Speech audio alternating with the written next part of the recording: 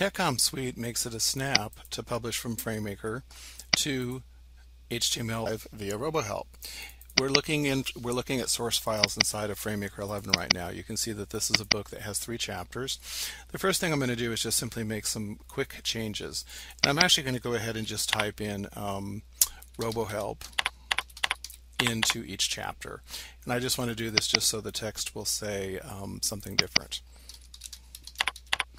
Okay, and actually I don't want quite that to go happen, so I'll take the RoboHelp study process, and then we'll also go here into the response, and this will be RoboHelp for the future. Okay, so we now have 3 chapters that have different headings than they had before, and I can go ahead and save all of those files. Now that my files are saved, this is just how simple it is to publish out to HTML5.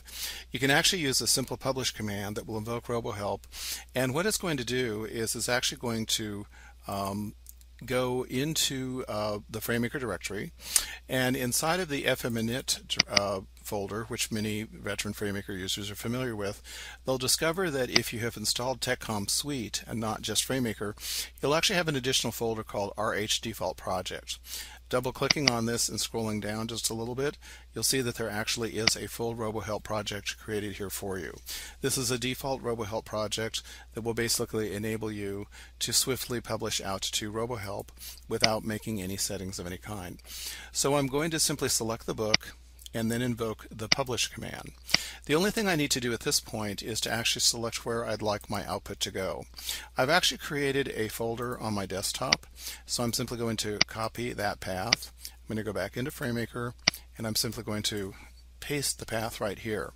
Now you'll notice that if somebody were doing a customization, they had their own special project, their own special look, they would actually go ahead and select a RoboHelp project template from this directory right here. But instead of doing that, I'm actually going to leave it blank, which will use that default RoboHelp project we were looking at a moment ago. Once I click on the Publish button, it's just a matter of minutes before our project is complete. And we've actually selected multi-screen HTML5, so this is actually going to create multiple output for several platforms, iPad, iPhone, etc.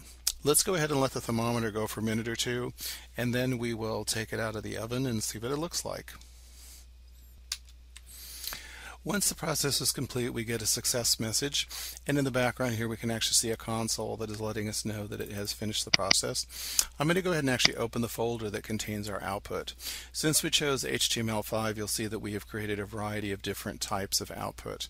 One of them is the iPhone. Let's select that first. I'm going to go ahead and preview this in my Google browser by simply clicking on the index HTML, and you'll see that this will bring up my Google browser.